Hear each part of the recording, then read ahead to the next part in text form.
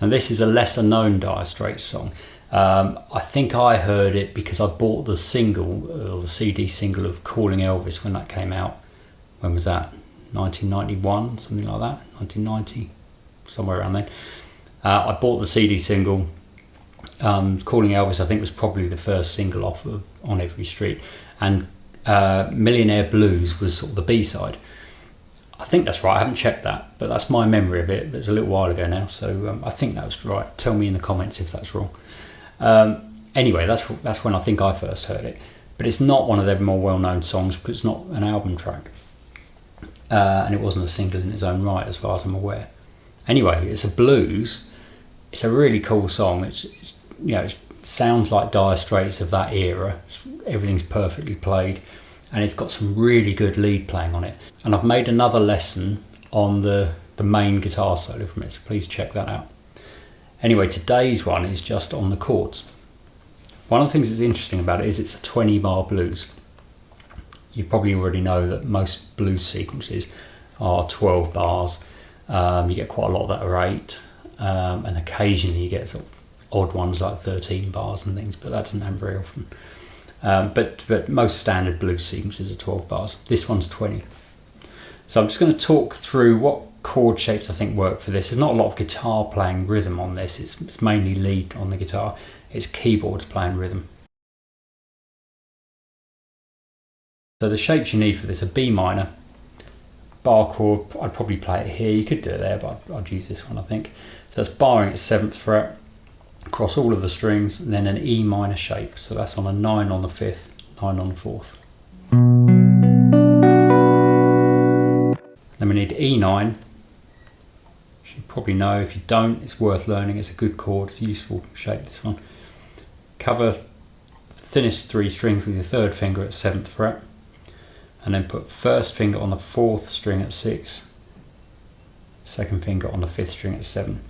Now normally that shape is a movable shape like a bar chord. Normally you can just play 5 strings like I did then, but because this one is E here, it means I can play this open E as well if I want. We need an F sharp 7. Now there are lots of places you can play this, but I'd go for this one because it's right where I'm playing the other chords. That you might know that as a C7 down here.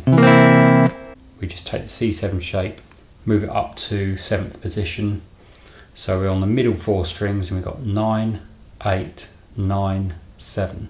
Not playing either of the E strings, so just middle 4. Then we've got a G9, same as the E9, but 10, 9, 10, 10, 10. So it's 3 frets higher. If you're coming from the F sharp 7, you might find you want to do the G9 like that, because it's a little bit easier. You could do either. So either that or that. That's the usual way to play it, but I'd be tempted to use that. It makes it even easier coming from that chord. Right, and there's just one more variation on the F sharp 7. We did that for F sharp 7. F sharp 7 sharp 9 is the one we want, also known as the Hendrix chord, 7 sharp 9. And it's like this. Put my 2nd finger on the F sharp, which is 9 on the 5th string, 1st finger on the 8 on the 4th, 3rd finger on the 9 on the 3rd. My 4th finger is on the 10 on the 2nd string. That's the sharp 9 note. And my little finger's also touching that 1st string to mute it. Don't want to hear that. So you don't want to hear this one either. So it's the middle 4. You can hit the 1st string because it's muted.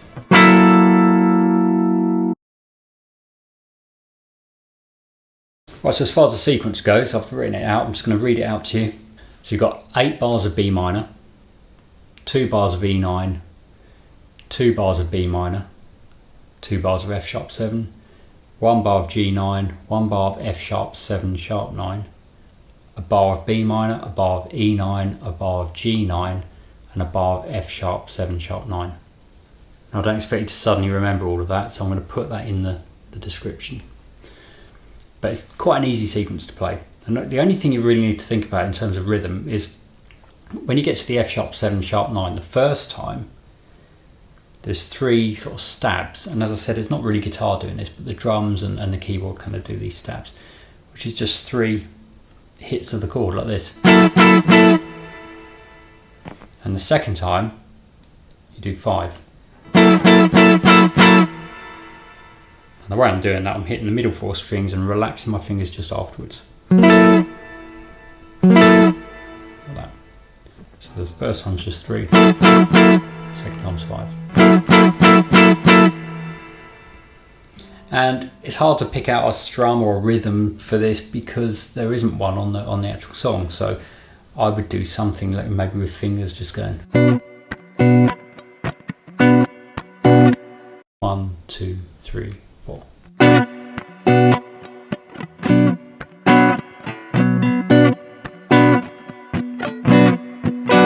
That kind of rhythm on the B minor, I think. But you could just strum it normally.